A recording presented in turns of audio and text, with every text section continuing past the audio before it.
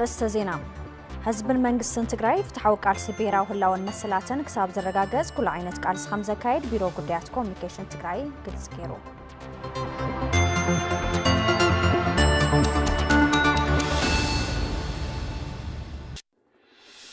مقاتا بهراو هلاو حزب تجري نمبتانن استطوع سلف أديس أبابا ببهراو هلونا زي واقعيو تجارو أديس أبابا برعينو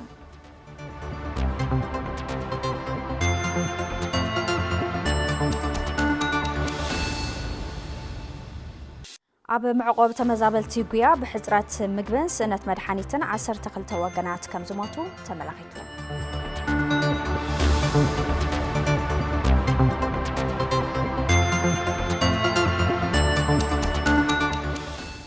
أنا بالناس خبركم تملكتنا كاب تلفزيون تجري بقطات كتاتلو زلهم زينا الساعة جميل الله سارة بحلي زينا تات بمقرب على مصاحي حبوس بمريم لك تقانقا مسملا صوميا استوديو ساعتنا حبرا وصاني تنقبر نافلا ماي زينا كسكركم قالسي بهراوي هلاو حزب تجري نمتن عقاف بمتحاور الناس رعاة جونوسايدر أبي أحمد استجبر سلفي كحدات أب تاريخ تعلم نتريز عرفن نتي سلفي زتحاورون استسلفون كابناي مورالن تاريخ انتحتات النت كم زي ملتو بيت مغرب بهراو كلاو منجس تجري أو زوج أو مقلاتي لاو غيرلو الزعبا ياسبرا كم سبكاروي سرعات والكملاخي أبي أحمد نزب تجري كم زرعين خطفن خباتاتن كلهم عقمتات تقيمو أبي العلز بتجري أنت تفسيمو إيكونوميا وتجري الدقيقو كرستاتن حرقتاتن تجري أطفيون زريفون يوم جزءاتها مريتنا تحديقو عب تحتي وررتي زركب حزبنا معلتاوي الناس انته عب كبير حساره مكرا كما زركبن اتي كام مربطو استمازابل حزب تግራይ ውን عب برخات دربيو بقري صحين ጥሜትን እናተሳቀይ ይርከብ መንግስትን ህዝብን ትግራይ ንሰላም ካብ ዘለዎም ድልየት ኩሎም ጸገማት ተጻዊሩ ምስ ፌደራል ዘሎ ጉዳይ በውዕሊ ፕሪቶሪያ መሰረት ክፍትሑ ንልዕሊ 3 ዓመታት ናይ ሰላም ጻውዒትና ገበረ መጽዩ ሕዝውን ሕሪኡ ሰላም እዩ ይኹን እምበር ውልቀ መላኺ ጄኖሳይደር አብይ አሕመድ ናይ ሰላም ጻውዒትን ጎነ ገዲፉ ውዕሊ ፕሪቶሪያ ጥሒሱ አብ ልዕሊ ህዝብና ብግልጽ ጽንተት ብምቅጻል በጀት ነዳዲ መድሓኒትን ባንክን ዓጽዩ አብ ልዕሊ ህዝብና መጥቃዕቲ ድሮን ብምፍጻም ህዝብ ትግራይ ሰንሰኒሉ መሊኡ ክጸንት ይገብራሎ ካብዚ ሓሊፉ ካብ ጽንተ ዝተረፈ ህዝብ ትግራይ መሊኡ ንኽጸንት ዝተፈላለዩ ሚድያታት ብምጥቃም ዓቕምታት ትግራይ ንምድኻም ሓድነት ህዝብ ትግራይ ንምብታን ብሃይማኖቱን ብኸባቢያውነትን ክከፋፈል ለይትን ቀትርን እናሰርሐ ይርከብ ሕዚ ድማ ብሓይሊ ሰብን ብረትን ትግራይ ንምጭፍላቕ ዝከኣሎ ምድላቱ ዛዚሙ ዳግማይ ኩናትን ምጅማር ሰራዊቱ የቀራርባሎም አብ የቀረበ አዋን ሐልዋትን ድሕንነትን ህዝብ ትግራይ ንምውሓስ ዝወፀ አዋጅ ዝተፈላለዩ ሽማሽም ዝህቡ አካላት ከም ዘለው ከም ዝተረዳእናን ይኹን እምበር እቲ አዋጅን ህዝብ ትግራይ ካብ ዘለው ጸገማት ዘድሕን ንዕሱባትን ባንዳታትን ትግርኛ ተዛረብቲ ድማ አደብ ዘትሕዝን ተሓታትነት ዘረጋግጽን እዮም ሕዚ ብኣተሓባባራይነት መንግስቲ ኢትዮጵያ ዝተገበረ ሰልፊ ደጊፍካ አብ ልዕሊ ህዝብ ትግራይ ክሕደት ዝተፈጸመን አብ ታሪኽ ጸሊም ነጥቢ ዘዕረፈን ምዃኑ ካብ ናይ ሞራልን ታሪኽን ተሓታትነት ከም ዘይተምልጡ ምርዳእ ይግባእ አብ ሞዳታ አብ ውሽጥን ደገን ትርከብ ህዝብና አብ ጎኒ መንግስትን ሰራዊትናን ኩሎም ናይ መኸተ ዓቅምታትናን ተሰሊፍካ ሽርሒ ጸላእትኻ ተረዲእኻ ህልውናን ድሕንነትን ህዝብ ትግራይ ንምርግጋጽ ሓድነትካ ኣስጢምካ ንህላው ህዝብኻ ክትቃለስ በዘጋጣሚ ንጽውዕ ካብ ቤት ጽሕፈት ቤት ምኽሪ ብሄራዊ ክልላዊ መንግስቲ ትግራይ አንጻር ቃልሲ ብሄራዊ ህላወ ህዝብ ትግራይ ዘቅንዐ መደናገረ ሰልፊ ፋሽታ ገዛዛ ጄኖሳይደር አብይ አሕመድን ሓሻኹርን በግልጽ ዘርአየን ዝመርሖ ህዝብውን እናተተፈ ዝኸይድ ዘሎ ምዃኑ ዘመስከረን ተርእዮ ምዃኑ ቢሮ ጉዳያት ኮሙኒኬሽን ትግራይ ኣብ ዘውፅኦ መግለጽ ኣላው ገይሩ ህዝብን መንግስትን ትግራይ ፍትሓዊ ቃልሲ ብሄራዊ ህላወን መሰላትን ክሳብ ዘረጋገጽ ኩሉ ዓይነት ቃልሲ ከም ዘካይድ ድማ ቢሮ ጉዳያት ኮሙኒኬሽን ትግራይ ኣብ ዘውፅኦ መግለጽ እዩ ሓሳቡ ካፊሉ ዘሎ እዚ መግለጽ ድማ ሃይሊ ሚካኤል ገሰሰ ይካርዋ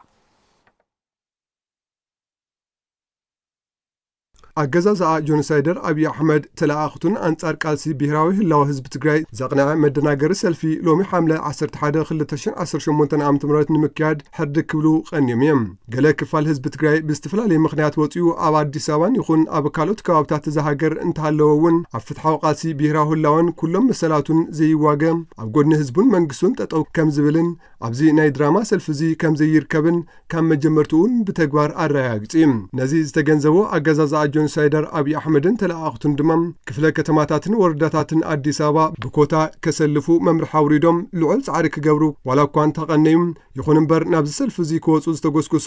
ብሔረሰባት እውን ነቲ ሰልፊ ብምንጻግ ንፍትሓዊ ቃልሲ ብሔራዊ ህላዊ መሰላትን ህዝቢ ትግራይ ዘለዎም ድጋፍ ከም ዘረጋገጹ ቢሮ ጉዳያት ኮሙኒኬሽን ትግራይ ፍትሓዊ ቃልሲ ብሔራዊ ህላዊ ህዝቢ ትግራይ ብመደናገርቲ አጀንዳታት ኣይኽልበስን ክብል ኣብ ዘውፅኦ መግለጺ ኣፍሊጡ ብውስን እውን እንተኾነ ግን ኣብቲ ሰልፊ ንመተሓዛዘኒ ዝኸውን ባንዴራ ትግራይን ኢትዮጵያን ጭሩሕታት ትግርኛን ኣምሓርኛን ዝሓዙ ብዝተፈላለየ ኣከዳድና ዝተሰለፉ ከም ዝተረኣዩን ካብዚ ብተወሳኺ ካልኦት ኣብ ዘይምልከቶም ዳስ ዝሳዕስዑ ዘይምልከቶም አጀንዳታት ዘጋሑን እውን ተዓዚብና ኣለና ኢሉ መግለጺ ቢሮ ጉዳያት ኮሙኒኬሽን ትግራይ እዚ ድማ ፍሽለት ኣገዛዛ ጆኖሳይደር አብይ አሕመድ ሓሻኸሩን ብግልጺ ዘረኣየን ካብ ግዜ ናብ ግዜ ብዝመርሖ ህዝቢ እውን እናተተፈ ይኸይድ ዘሎ ምዃኑ ዘመስከረ ተርእዮ ኮይኑ ከም ዘሎን ኣጠቓሊልኻ እንትርአ ድማ እቲ አንጻር ቃልሲ ብሔራዊ ህላውን ኩሎም መሰላትን ህዝቢ ትግራይ ዝተጸውዐ ሰልፊ ዝበርዓነ ፍሹልን ከም ዝኾነ ብኣንጻሩ ድማ ሕዚ እውን ዝቕጽል ዘሎ ዝኸሓነ ጽልእን ባህጊ ዳግማይ ጆኖሳይድ እቲ ኣገዛዝኣን ተለኣኽቱን ብግልፂ ዘርአየ ኮይኑ ሓሊፎሎ ኢሉ እቲ መግለጺ ሕዚ እውን እንተኾነ ህዝብን መንግስትን ትግራይ መሰልናን ዝግበአናን ኢና ንሓትት ዘለና ከም ህዝቢ ክንነብር ኣብ መሬትናን መረበትናን ሰሪሕና ህይወትና ክንቐጽል ቋንቋናን ታሪኽናን ባህልናን ዓቂብና ናብ ወለዶታት ክንሰጋገር ከም ዘርኢ ኣይንበርስን ኢና ንብል ዘለና ዝበለ መግለጺ ቢሮ ጉዳያት ኮሙኒኬሽን ትግራይ ነዚ ድማ ብዘይካ እቶም ናይ ክሕደትን ምልኣኽን ጉጅለም ኣብዝሃለወ ይሃሉ ናይ ኩሉ ህዝቢ ትግራይ ናይ ትማሊ ሎምን ጽባሕን ጽኑዕ መትከልን መርገጽን ምዃኑ ተራጊጹ ኢሉ ስለዝኾነ ድማ ከም ህዝብን መንግስትን ትግራይ ፍትሓዊ ቃልሲ ብሔራዊ ህላውናን መሰልናን ክሳብ ዝራገጽ ኩሎም ዓይነታት ቃልሲ ከም እንካየድ ንፈታውን ጸላእን ክንራግጽ ንፈቱም ሕዚ እውን ፍትሓዊ ቃልሲ ብሔራዊ ህላዊ ህዝቢ ትግራይ ብመደናገርቲ አጀንዳታት ኣይኽልበስን ህዝባውን ፍትሓውን ቃልስና ናይ ግድን ክዕወት እዩ ክብል ቢሮ ጉዳያት ኮሙኒኬሽን ትግራይ ኣብ ዘውፅኦ መግለጺ ኣፍሊጡ መኸተ ብሔራዊ ህላዊ ህዝቢ ትግራይ ንምብታንን ዕድመ ጆኖሳይዳዊ ኣገዛዝ አብይ አሕመድ ንምቕጻልን ዝተጸውዐ ሰላማዊ ሰልፊ አዲስ አበባ በብሔራዊ ህልውናኦም ዘይዋገዩ ተጋሩ ነበርቲ አዲስ አበባ በርዒኑሎ እዚ ጸብጻብ ድማ ክብረ መስቀል ኪሮስ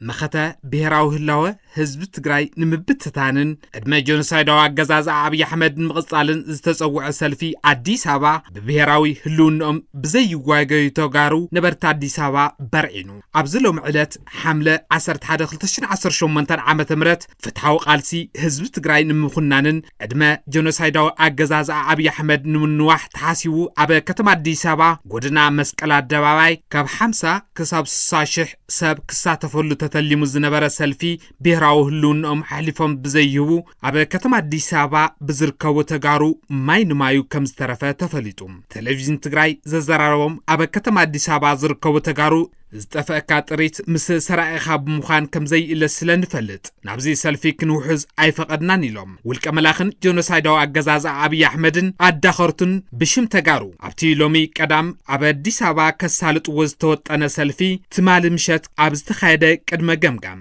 ተጋሩን ዘይኮነ ኣንስቲ ብምቑናንን ተጋሩ ከም ዝተሰለፉ ንምምሳል ዝተገብረ ፈተነ እውን ዝያዳ ዕርቃኖም ዘተረፈ ኮይኑ ሓሊፎሎ እቲ ብኸደምቲ ብልጽግና ዝተደረሰ ድራማ ብልጽግና ይምረጹ ዝብሉ ጭርሖታት ዝተጻሕፈሎም ካናቴራታት ዝተኸደኑ ዘይቡቕዓት ተዋሳእቲ ምቅልዑ ኣብ አዲስ አበባ ዝተረኣየ ሓቂ ኮይኑ ንተወለድቲ ካልኦት ብሔር ናብቲ ኣኼባ ውፁ ብዝብሉ መኻይን ናብቲ ሰልፊ ኣታሊሎም ከም ዝወሰድዎም ኣብቲ ሰልፊ ንዝተሓወሱ ቴሌቪዥን ትግራይ ብስልኪ ዘዘራረቦም ውልቀ ሰባት የጋልጹ ትግራይ ተወላጆች ምናምን ነበሩ ማራወቅነ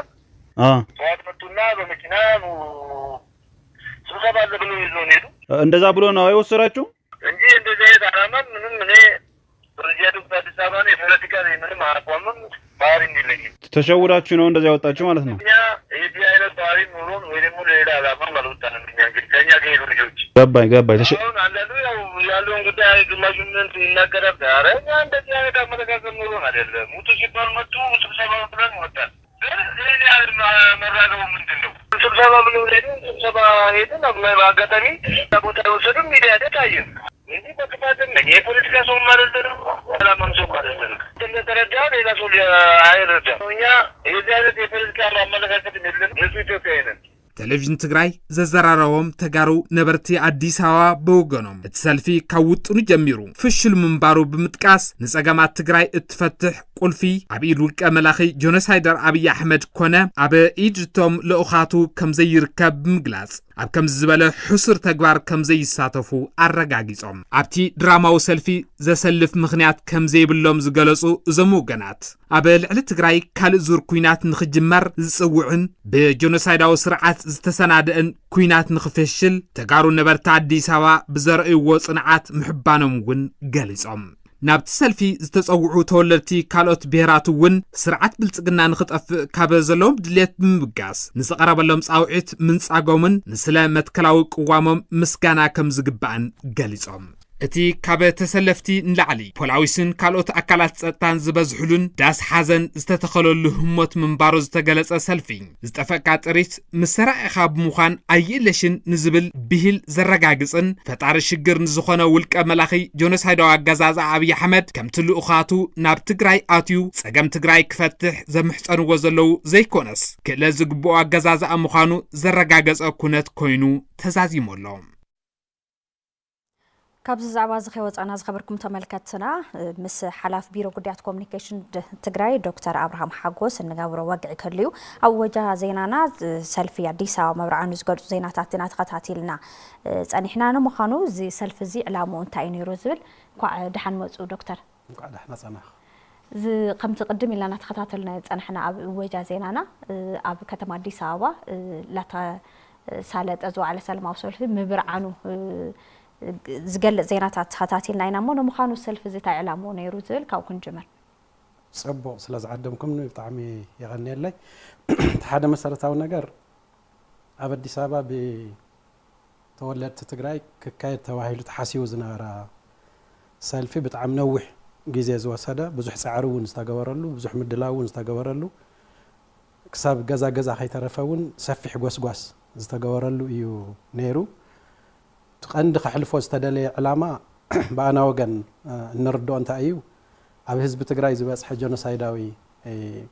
ኩናት ዘብፅሖ በሰላ ኩላትና ንፈልጦ እዩ ማለት እዩ ስለዚ ኣብ ትግራይ ብዙሕ ጨፍጫፍ ተኻይዱ እዩ ኢኮኖሚያዊ ማሕበራዊ ተካላትና እውን ዝዓነወሉ ኩነታት ተፈጢሩ እዩ ካብዚ ሓሊፉ ኣብ ህዝብና ዝበፅሐ ምብስባስ ኣብ ደቂ ኣንስትዮና ዝበፅሐ ምብስባስ ብኩሉ መዳይ ንፈልጦን ንዝክሮን እዩ ማለት እዩ ስለዚ ንምዝካር ዝኣክል ኣብ ደብረ ኣባይ ዝተኻየደ ጨፍጫፍ ኣብ ማሕበረ ዴጎ ዝተኻየደ ጨፍጫፍ ኣብ ኣክሱም ዝተኻየደ ጨፍጫፍ ኣብ ማርያም ደንገላት ዝተኻየደ ጨፍጫፍ ኣብ ዴላ ዝተኻየደ ጨፍጫፍ ኩሉ ንዝክሮ እዩ ማለት እዩ ስለዚ ስርዓት እዚ ኣብ ህዝብና ዘብፅሖ ኩለ መዳይ ጨፍጫፍን ብርሰትን ከም ምድጋፍ ወይም ድማ ዝወንጀሉ እዚ ክሕካኽ ክሽፈን ናይ ምግባር ካብዚ ሕልፍ ክብል ከሎ እንደገና ነቲ ጆኖሳይደር ስርዓት ኣብ ልዕሊ ህዝቢ ትግራይ ዘብፅሐኻዮ በደልን ጨፍጫፍን ጆኖሳይድን ትኽክል እዩ ነይሩ ኣግባብ እውን ነይርዎ እዩ ስለዚ ድጋፍና ንገልጽ ኣለና ዝብል ሓደ ዕላማ ዝሓዘ እዩ ዝኸውን ዘሎ ማለት እዩ ካብዚ ሕልፍ ክብል ከሎ ከዓ ድሕሪ ናይ ፕሪቶሪያ ስምምዕነት ዝነበረ ኣጠቓላሊ ኩነታት ክንርኢ ከለና ናይ ፕሪቶሪያ ስምምዕነት ኣብ ትግራይ ከይትግበር መሬትና ከይምለስ ዝተመዛበለ ህዝብና ከይምለስ ዝተሰደደ ህዝብና ከይምለስ ወረርቲ ከይወፁ ኣብ ውሽጢ ወረርቲ ዘሎ ህዝብና እውን ሓራ ከይወፅእ ካብዚ ሕልፍ ክብል ከሎ ድማ በጀት ነዳዲ ሸቐጣ ሸቐጥ መድሓኒት ዝበሃል ብምሉኡ መሰረታዊ ድሌታት ከይኣቱ ናብ ትግራይ ዝተገበረሉ ኩነታት ኢና ንርኢ ዘለና ማለት እዩ ስለዚ ነዚ ኩነታት እዚ እውን ጽቡቕ ኢኻ ጌርካ ብኡ ጌርካ ቀጽለሉ ንህዝቢ ትግራይ ምድቓቕ ምድኻም ኣግባብነት ኣለዎ እዩ ዝብል ካሊእ ድጋፍን ዕላማን ዝሓዘ እዩ ዝኸውን ዘሎ ማለት እዩ ብሳልሳይ ብርኪ ክንመጽእ ከለና እዚ ጆኖሳይደር ስርዓት እዚ ኣብ ህዝቢ ኢትዮጵያ እናተተፍአ መጽእ ኣሎ ማለት እዩ መጀመርያ ኣብ ልዕሊ ህዝቢ ትግራይ ሰፊሕ ዝኾነ በደልን ጨፍጫፍን ኣካይዱ ድሕሪኡ ናብ ኣምሓራ ኸይዶ ብልዕሊ ኣምሓራዊ ህዝቢ ኣምሓራ እውን ሰፊሕ ጨፍጫፍ የካይድ ኣሎ ኣብ ካልኦት ህዝብታት እውን ብተመሳሳሊ ብጣዕሚ ሰፊሕ ጨፍጫፍ የካይድ ኣሎ እቲ ካሊእ ህዝቢ ብዝኸኣሎ መንገዲ እዚ ስርዓት እዚ ክውገድ ክኽእል ኣለዎ ኢሉ ብረተልዒሉ ዝቃለሰሉ ኩነታት ንርኢ ኣለና እቲ ዘይከኣለ ድማ እዚ ስርዓት እዚ ጨፍጫፍ ስርዓት ከም ዝኾነ ሪኡ ዝፈንፈነሉ ኩነታት ኢና ንዕዘብ ዘለና ማለት እዩ ስለዚ ኣብ አዲስ አበባ ዝግበር ናይ ህዝቢ ትግራይ ሰልፊ ናይ ተጋሩ ሰልፊ ብበዝሒ ክወፅእ ከሎ ካብ ተጋሩ እውን ድጋፍ ኣለዎ እዩ ካብ ህዝቢ ትግራይ እውን በኣሪ ድጋፍ ኣለዎ እዩ ዝብል ምድንጋር ንምፍጣር እዩ እቲ ዕላማ ገይሩ ዝነበረ ማለት እዩ እቲ ካሊእ ዕላማ ኢልና ክንወስዶ ንኽእል ንማሕበረሰብ ዓለም ናይ ምድንጋር ዕላማ ዝሓዘውን ነይሩ ማለት እዩ ተጋሩ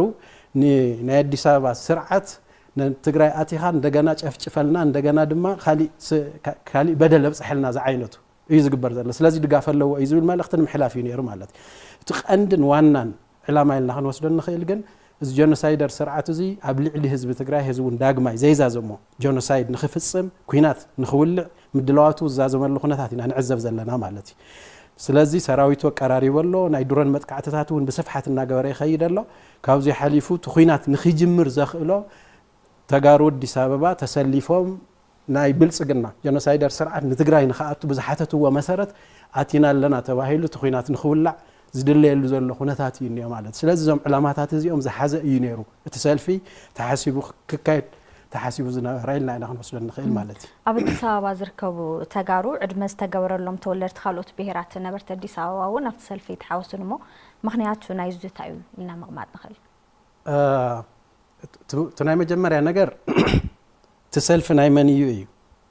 ተሰልፍ ብቐንዱ ናይቲ ጆኖሳይደር ስርዓት አብይ አሕመድ ብግልጽ ማለት እዩ ኢልና ኢና ክንቐምጦ ንኽእል ማለት እዩ ግን ናይ ተጋሩ ንኽመስል በቶም ካብ ትግራይ ተፈላለየ ክሕደታት ፈጺሮሞም ወንጀል ፈጺሞም ዝኸዱ አካላት ንኽሳሰ እዩ ተገይሩ በቶም ተለኣኽቲ ማለት እዩ ስለዚ ብድሕሪት ግን ብስፍሓት ዘለዓዕሎን ዝጉስጉሶን ዝነበረ እቲ ስርዓት ባዕሉ ጆኖሳይደር ስርዓት ኮይኑ እናሃለወ ኣብ ቅድሚት ግን ከም ናይ ተጋሩ ተወከልቲ ኮይኖም አክት ዝገብሩ ዘለዉ ናይ ተለኣኽቲ አካላት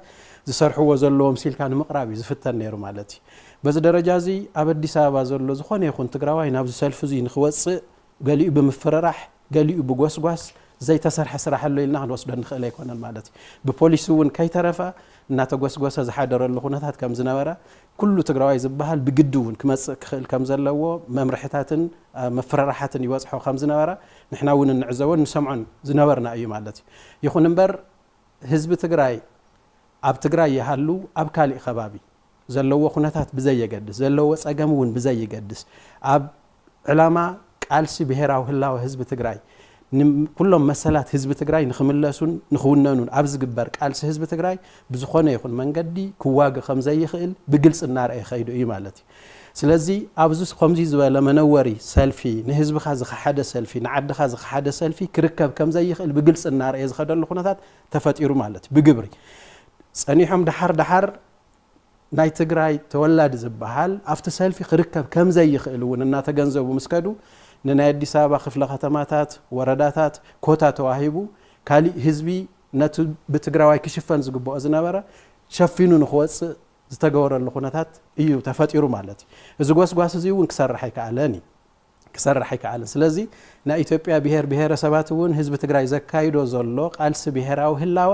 ድጋፉ ዝገለጸሉ ኩነታት ኢና ንርኢ ማለት እዩ ኣብ ጎኒ ህዝቢ ትግራይ ከም ዝኾነ ብግልጽ ርእ ኣሎ ብምንታይ በቱ ዝተጎስጎሰሉ ደረጃ ናፍቲ ሰልፊ ብዘይ ምውፃእ ማለት እዩ ስለዚ ኩነታት ሓሚቕዎ ዓቕሚ ሲኢኑ ተዘይኮይኑ ነዚ ስርዓት እዚ ዕኽኽ ዝበለሉ ኩነታት እውን ብግልጽ ርኢና ኣሎ ማለት እዩ ስለዚ እንታይ ዳ እዩ ተገይሩ እዩ ካፍቲ ዝተኣራረየ እቶም ካብዚ ብተፈላለየ መንገዲ ዝኸዱ ክሓድቲ ኢልና ክንወስዶም ንኽእል አካላትን ናታቶም ጋሻ ጃግሬታትን ብኻሊእ መልክዑ ከዓ ተገዲዶም ዝመፁ ፍቲ ተጋሩ እውን ዘይኮኑ ማለት እዩ ናፍቲ ሰልፊ ዝወፅሉ ኩነታት ርኢና ዳርጋ ናይ መተሓዛዘን ዝዓይነቱ ኮይኑ ዝተወፀሉ ኩነታት ኢና ንዕዘብ ማለት እዩ ስለዚ ብኩሉ መንገዲ ዋላ ተጋሩ እውን ክወፁ ተሓሲቡ ዝነበረ ክሳኻዕ ኣይከኣልን በርዒኑ ኣሎ ካልኦት ብሄር ብሄረሰባት እውን ነቲ ተጋሩ ዘይሸፈንዎ ክሽፍኑ ተባሂሉ ተሓሲቡ ነይሩ እዚ እውን በርዒኑ ኣሎ ስለዚ ኣብ ዝሃለወ ይሃሉ ህዝቢ ትግራይ መንነቱ ክምልስ ሓድነቱ ኣስጢሙ ዕላምኡ ከሳኽዕ ዘለዎ ድልውነት ብግልጽ ርኢዮ ኣሎ ካብዚ ሕልፍ ክብል ከሎ ከዓ እቶም ካልኦት ብሄር ብሄረሰባት እውን ነቲ ናይ ህዝቢ ትግራይ ቃልሲ ብግልፂ ዝርእሉን ዝግንዘብሉን ኩነታት ከም ዝተፈጠረ ኢና ንርኢ ማለት እዩ ኣብ መወዳእታ ክነሕልፎ ንደሊ ነገር ግን እዚ ሰልፊ እዚ ብሰፍሐ ደረጃ ብዙሕ ህዝቢ ወፂኡ ክዕወተልና እዩ ተባሂሉ እዩ ተሓሲቡ ነይሩ ማለት እዩ በቲ ዝደለየዎ ደረጃ ክኸደሎም ኣይከኣለን ስለዚ ህዚ ድሕሪ ህዚ ቀፂሎም እንታይ እዮም ከስዕቡ ዝኽእሉ ዝብል ግን ብደንቢ ምርዳእ ምግንዛብ ብጣዕሚ ኣገዳሲ ጉዳይ ዝኸውን ማለት እዩ እቲ ስርዓት ብጣዕሚ ዓፋኒ ስርዓት እዩ ጨፍጫፊ ስርዓት እውን እዩ ስለዚ ኣብዚ ሃለወ ይሃሉ ትግራዋይ ካብ ምህዳን ንድሕሪ ዝብለሉ ኩነታት ክህለ ይኽእልን እቲ ዝኸኣለ ህዝቢ እውን ተደናጊሩ ካብ ዓዱ ዝወፀ ናብ ዓዱ ክምለሰሉ ዝኽእል ኩነታት ክፈጥር ማለት እቲ ካሊእ እውን ግን بزخالو من قدي تنقع خجبر الكم زلوا بجلسينا خنا قمت الندلي بقندو جن كم حزب تجري أبدي سبعة استجبر أتقالي قال سون لعل كبرن لعل موسان لنا يغني لنا ونينا خنول الندلي مالتي دكتور إبراهيم كبرت يعملنا يغني لنا زخبركم تملكتنا نبزغت الزينة كنساجر كلنا جزءتها حدنا تجري نموحاس زيجنتها وجبان منفذ أم دلوات مخانم نبرات عقم خفلختها مع سمينيم قاليز أمزلو مرعو تسفاي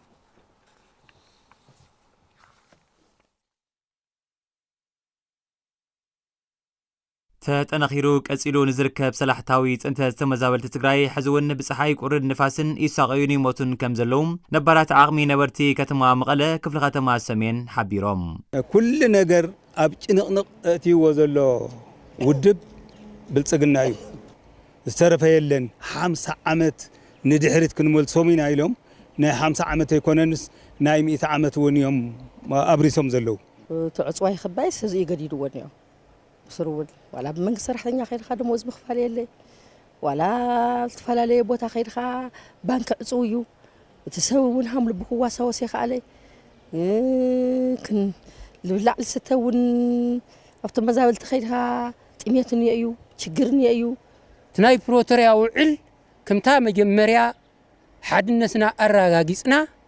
أب حد أنت نكون يرنا حساب حزي حزبنا أي متساءين حزبنا ون كساب حزي أي متنكراتتن مريتنا ون كساب حزي انت يتملسه سخ أي مبلن أوزي زفوت أروح حدا نجر نخودو من زحاسو أبزو قداي زي آتيوم ناي تقراي ربحان ناي تقراي تؤمن نناي بعلم ربحان تؤمنو علم حزب تقراي توانا تقومو ناي حزب تقراي أوجت بزبقلو ጫልዳታት አው ውስጡ ብዙበቅሉ ዞም ካህድት ባንዳታት በአቶም እዩ ዝሓፈርን በአቶም እዩ ዝዋረድን በአቶም እዩ ናብ ሰረት ገጽሕ ዝኽእል እምበር እሳቶም ተዘይህሉ ነይሮም እንሳቶም ዞም ባንዳታት ተዘይህሉ ነይሮም ህዝብ ትግራይ ተዓውቱ ጨብጡ እቱ ዝበረሰብ እንኳንስ ህንጸቱስ አበይ ወጽሒሙ ሃለወ ግዛታዊ ሓድነት ትግራይ ንሙሓስ ዜግነታዊ ግቦኦም ንምፍጻም ድልዋት ምዃኖም ድማ እቶም ነበራት ዓቕሚ ይገልጹ ሰላም ድሕለይ ለ ኮይኑ ክንነብረ ይንኽእል ይኾናይ ተወሰና እዩ ሰላም ድሕለይ ለ ክንነብረ ሃዋውን ክንረክበ ይንኽእል ናውን ደውልና ክንኸደ ይንኽእል ናብራናውን ክንመርሕ ይንኽእል መሬትና ክምለስ ኣይከኣልን መሬትካ ኣረኪብካ ብድውልካ ጠጠው ኢልካ ምኻድ ከዓ ናይ ሞት ሞት እዩ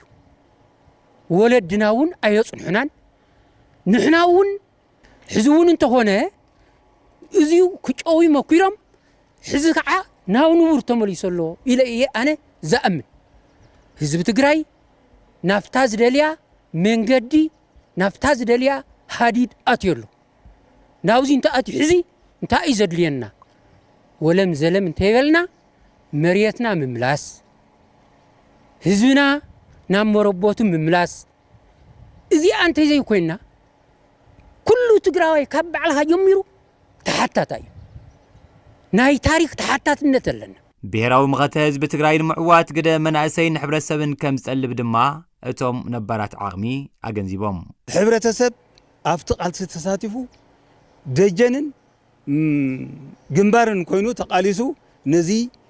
ነዞም ተፈናቀልቱን ክመልሰሉ ናብ መረበቶም ክመልሰሉ ዝኽእል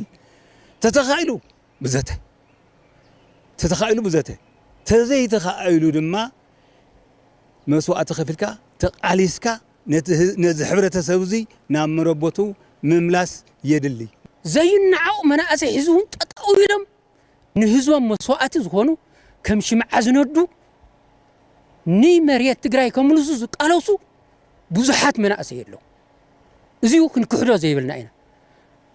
በዚሁ ልክ ከዓ ንከብዶም ቀዲሞም ነታ ዘላ ግዝያዊ ጥቕሚ ሪኦም እንደገና ከዓ بخالي مسوعتنا تشجر تحلف اللي يزول كل جزية جينا نعد مسوع كوريو كل جزية تاريخ مسرح كوريو ጆኖሳይዳዊ አገዛዝ አብይ አሕመድ ኣብ ትግራይ ብዘንበሮም ዝተፈላለዩ ክልከላታት ዘኸፈ መነባብሮ ይሕልፉ ምህላዎም ካብ ዞባ ምዕራብ ትግራይ ተመዛቢሎም ኣብ መዕቆቢ ተመዛበልቲ ዝርከቡ ወገናት ገሊፆም ኣብቶም ዝሓለፉ 6 ኣዋርሕ ብሕፅረት ምግብን ስእነት መድሓኒትን ህይወት 12 ወገናት ከም ዝሓለፈ ተመላኺቱ ንጸብጻብ ንጉስ ኣማረ ሃይለ ኪሮስ ወልዳይ ጆኖሳይዳዊ አገዛዝ አብይ አሕመድ ብዘንበሮም ዝተፈላለዩ ክልከላታት ኣብ ዝሕዚ እዋን ዝኸፍአ መነባብሮ ይሕልፍ ምህላዎም ካብ ዞባ ምዕራብ ትግራይ ተመዛቢሎም ኣብ መዕቆቢ ተመዛበልቲ ጉያ ዝርከቡ ወገናት ገሊፆም ብዙሓት ኣረጋውያን ኣለውና ብዙሓት እውን ሕዱር ሕማም ዘለዎም ኣለዉ ከቢድ መናብሮ ዘሎ ንመበል 6 ዓመት እዩ እንገላታዕ ዘለቱ ተመዛበሊና ዘን መንግስቲ ዝሃበና ገባር ሰናይ ክክዕ ንሳተን ንዕነ ሽሮ ገበራና ጥሐና ሕሪቅና ንበልዕ ዘለና ሳተን እውን هيطفأنا نفرحنا أنا فأتن شيء كافتن توهاونا ين وي كافتن زيتي وتنفتن ركع حجر حمامني أنا حجر حمامني يوم دون فيتني أني كأتنا نجز خوفينا صقيمنا مريت نيرنا مريت كم زيبنا إنا خوينا تقميتنا نينا بلعنا ستينا تخدينا نبر نيرنا وصبقنا ورا نيرنا شد شعمت ملقن أبكين دا صحين قرن تدورينا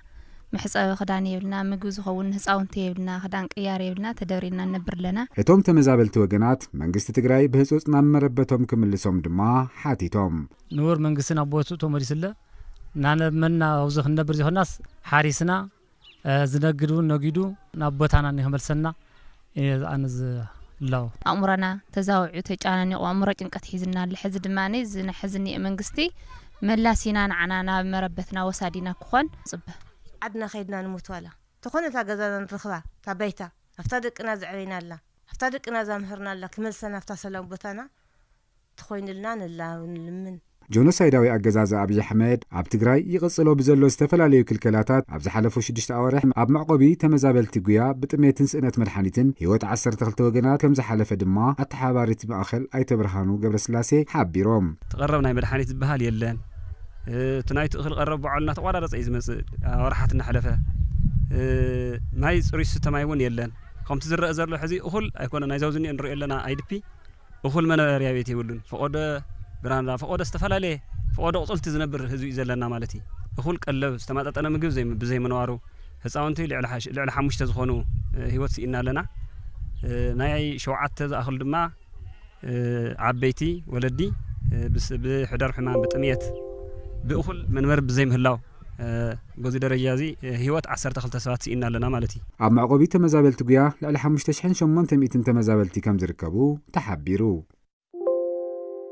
بيرو فتح تجراي كاب سرحتنياتاتون لجستن زتأخخبو لعل 400 شحبر الواساتن أبا كتما شرندا سلاسة تعقيبهم زركو تمزابلت وقنات عجلهم دقف استقبر لهم وقنات اللوت أقام بمرأين استقبر لهم حاجز بمسكان كما تكال نعمربوتهم نخم اللسو عبز قبر كارسي عدلاي دقف خقبر لهم حاجتهم بمكتل بريزيدنت منجس تجراي حلاف بيرو فتح استمرها ببركو زركبو محاورة تكال كنتاتهم تمزابلت دحر مزاب نتلوت أقام نمقلال كاب أبالات بوليس ديانون عقبت حقن استأكبل ل 400 شحبرن الباساتن عبت أقام خناتات نزركبو تمزابل تخكفافل كم استقبره أتحباري كوميتي متأخاب حجز أي تقبر إكزابير تخلى برحنجليزم مكتل حلاف بيرو فتحي تجراي أي تعتقلتي برهابو قنم تغير زول دقف كزياو كم زخنن كم تقال دما فتحي بمسعان ناي منبار مسالو تقال حلو زلو وقن مسالو نخرقاقز قلو 5 حل رقاقزم حبريتان ركبن بيرو فتحي تجراي كم تصبصبا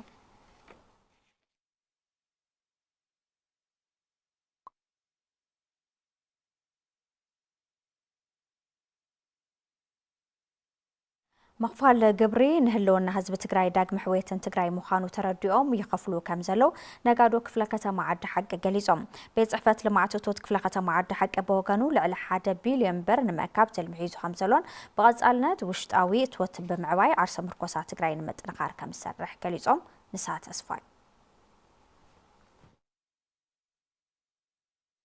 أبز حز أوان بجت أبز تخلكللون عصوا أبز تنبرلون خينهم جبرين هلون حزب تجراين داق محوي تجراين مخانو ترديهم سلطن فتحون زخنا جبري خفلو كمزلو نقاد خفل ختم عد حق قليتهم عرفت تقلقلاي بونه بقلبي حاسيب له جبر خفل لنا جبر توصلنا تلويلو أمين له دمتي يريد الله كراي أمستنجات وتركون ثم استنجرتي بلبي بوقعت يوم يصرحوا كلايك عني أنا كابد دس بلن حار نجر ብዛዕባ ንዓደይ ዘውፅኦ ገንዘብ ዝኸፍሎ ገንዘብ ሲ ንልምዓት እዩ ንዓደ እዩ ብዝብል ነገር ብጣዕሚ ንቀይደስ ኢሉ ዛቅጥ እዚኣ ሒዘም ትመጻኹ ወዲያው ሰሊጥ ንጽቡቕ ብጣዕሚ እየ ልመስግን ደስ በሃሊ ህንዚ ከዚ ክሰልጠንስ ይኾን ከመፅያ ነይረ ልመላለስ እዩ መሲል ትሰሚዕኒ ግን ብጣዕሚ ሰዓትስ እየ ገበርኸ ኢላ ብዚኣ ካብልኣቲ ብጣዕሚ ደስ ላለኒ ብጣዕሚ ጽቡቕ እዚኣ ዛቅጥ እዚኣ መሓዘ ደሞዝተኛታት ነው ይኽፈሉ መንግስቲ ሰራሕተኛ ነው ይኽፈሉ ኣነ መንግስቲ ሰራሕተኛ ኮንኩ ናይ ግሌል ሰራሕ ግን ናዕሊ ስራሕ ነኒ በርግጥ ግን እዙ ዝኽፈል ዘሎ ግብሪ ወሳኒ ኢለ ይሓስብ መንግስቲ ሰራሕተኛ ተመዛበለሉ መንግስቲ ሰራሕተኛ ሰሪሑ ግብሪ ጥቕሚ ዘይጥቀመሉ ደቁ ዘይዕንገሉሉ ስነ ኣእምሮኡ ተመዛበለሉ ተመዛበልቲ ንሓሙሽተ ዓመት ተመዛቢሎም በተሓሳስባ ተመዛቢሎም ካብ ዓዶምን ተመዛቢሎም ዝነብሩሉ ኣካል ተመዛባሊ ኣነ ዘን ገንዘብ ብግቡእ መፅኦም ብግቡእ ናብ ስራሕ ክኣትዎም እንቲ ኩሉ ግብሪ ከፋላይ ከፍል እየ ዝብል ኣካል ሆና በለ ናብ ግብሪ ከፋላይ ክኸውን ክሓስብ ዘለዎ ንኣና ልጎደአና ይኾነ ጽቡቕ ይቐሊል ነገር እዩ ኣነ ብጣዕሚ ደስ ላለኒ ካብ ጽቡቕ ኣብ ሰዓቶም መፅኦም ክካፍሉ ግቦኦም ይዋፅኡ ኣብ ሰዓት ከፍልኒ ማን ነገዳይ ማለት ነው ናተለ ስራሕ እዩ ኣብ ሰዓት ይከፍልኒ እዝና ሽርሽ መፅኒ ተረዲኪ ግን ማንም ሰብ መፅኡ ክከፍለኒ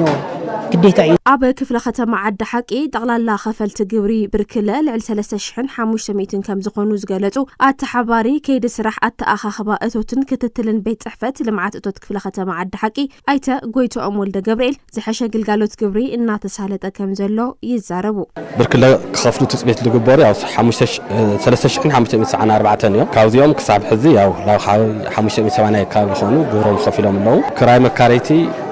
ጠቕላላ ናብ 2422 ካብ ዝኾኑ ግብሪ ክኸፍሉ ትፅቢት ዝግበር ነይሩ ካብዚኦም እውን ላኻቢ 161 ዝኸውን ያው ክሳብ ግብሮም ከፊሎም ኣለዉ እቲ ቦታ እውን ኣስተኻኺልና በብቦትኡ ገዛ ክራይ ዝበይኑ እዞም ብርክለ ቁርጥ ዝበሃሉ ከዓ ዝበይኖም በብዝተፈላለዩ ቦታታት ከፋፊልና ግልጋሎት ክወሃቡ ብምግባርና ኣብ ሰለጤኑን ኣብ ቅልጣፍኡን ዝሓሸ ውፅኢት ክንረክብ ኽእልና ኢና ማለት እዩ ኣብ ክፍለ ከተማ ዓዲ ሓቂ ልዕሊ 1 ቢልዮን ብር ንምእካብ ትልሚ ተታሒዙ ከም ዘሎ ዝዛረቡ ኣይተ ጎይቶኦም ወልደ ገብርኤል ብቐጻልነት ውሽጣዊ እቶት ብምዕባይ ዓርሰ ምርኩሳ ብምጥንኻር ክስራሕ ኢሎም ከም ክፍለ ከተማና ለክፍለ ከተማና ዝተዋሃበ ትልሚ ኣብዚ ዓመት ዝክንስሶ ዝተዋሃበ ትልሚ ኦፍ ኮርስ 1 ቢልዮን ዳክል ገንዘብና ትልሚ ሒዝና ዘለና ስለዚ እዚ 1 ቢልዮን እዚ ኣፍቱ ዘለና ግብሪ ኸፋሊ እዩ ግዴታ ከዓልብ ዘለዎ ስለዚ ብኡ ልክዕ እዚ ትልሚ እዚ ኣብ ሕድሕድ ብርክለ ክንደይ እዩ ንገዛ ክራይ ክንደይ እዩ ብርክሀ ከፈልቲ ቫተ መዝገብቲ ከፈልቲ ግብሪ ክንደይ እዩ ኢልና ሸንሽና ኢና ትልሚ ሂውና ዘለና ኣፍቱ ትክክለኛ ክፍትሕ ኣለዎ ኣብ ስራሕ የለን ፀገም ኣለዎ ዝበሃል ኣካል ናይ ባዕሉ መስርሕ እውን ስለ ዘለና ቅሬታ ዝሰምዕ ኣካል እውን ስለ ዘለና በቲ መዳይ ስመፁ ቅሬታ ቅሪቡ ብኡ ዝፍትሐሉ ኩነታት እንዳመቻቸና ዘለና ኣብ እዋን ክረምቲ ዝረኣዩ ማይ ወለድ ሕማማት ብምክልኻልን ጥዕና ሕብረተሰብ ምውሓስን ምግባርን ከም ዝሰርሓ ኣባላት ጥምረት ደቂ ኣንስትዮ ከተማ ኣክሱም ገሊፀን ዝተገለጸ መድረኽ ምንቕናቕ መደባት ጥዕናታ ከተማ ኣብ ዝተሳለጠሉ እዋን እዩ ንፀብጻብ መዝገበ ሃፍቶም ረዳ ኣባላት ጥምረት ደቂ ኣንስትዮ ከተማ ኣክሱም ኣብ ዙርያ ክረምታዊ መደባት ጥዕና ዝዘተያ እንትኾን ብኩናት ንድሕሪት ዝተመለሰ ውዳበታት ጥምረት ደቂ ኣንስትዮ ናብ ንቡር ብምምላስ ምክልኻል መሰረት ዝገበረ ስርዓት ጥዕና ተግባራዊ ንምግባር ኣበርቲዐን ከም ዝሰርሓ ገሊፀን ኣብ እዋን ክረምቲ ዝረአዩ ሕማም ሽሮኽ ዓሶን ካልኦት ማይ ወለድ ሕማማትን ንምክልኻል ውዳበን ከም ዘጠናኽራ ዝገለጻ ዘን ደቂ ኣንስትዮ ሞት ኣዴታትን ህፃናትን ንምንካይ ዝተተሓዙ መደባት ንምዕዋት መርኣያ ኮይነን ከም ዝንቀሳቐሳ እውን ተዛሪበን ሓላፊት ቤት ጽሕፈት ጉዳይ ደቂ ኣንስትዮ ከተማ ኣክሱም ወይዘሮ ሸዊት መረሳ ውዳበታት ደቂ ኣንስትዮ ብምጥንኻር ዝተተሓዙ መደባት ልምዓትን ሰናይ መምሕዳርን ንምዕዋት ከም ዝስራሕ ሓቢረን ሓላፊ ቤት ጽሕፈት ጥዕና ከተማ ኣክሱም ኣይተ ኣብርሃለይ ሽፈራው ብግድኦም ኣብ ዝቕፅሉ 2 ኣዋርሕ ሕብረተሰብ ዘሳተፈ ምክልኻል መሰረት ዝገበረ ስርዓት ጥዕና ንምውጋን ምንቅስቓስ ከም ዝተጀመረን ነዚ ንምዕዋት ተሳትፎ ጥምረት ደቂ ኣንስትዮ ወሳኒ ከም ዝኾነ ገሊፆም ኣብቲ መድረኽ ኣባላትን ኣመራርሓን ጥምረት ደቂ ኣንስትዮ ሰራሕተኛታት ጥሙር ጥዕና ቤተሰብን ወከልቲ ዝተፈላለዩ ክፋላት ሕብረተሰብን ተሳቲፎም ዜናታት ቴሌቪዥን ትግራይ ነዞም ዝተከታተልኩም ይመስሉ ነይሮም ስለዚ ተከታተልኩምና ክብረት ያበልና ሳራ ብርሃለ ዜናታት በመቅረብ ዓለም ፀሓጎስ በመለመልክት ቋንቋ መስመላ ሶምያ ስቱዲዮ ሰዓትና ጸኒና ሰሰናይ ተመኒና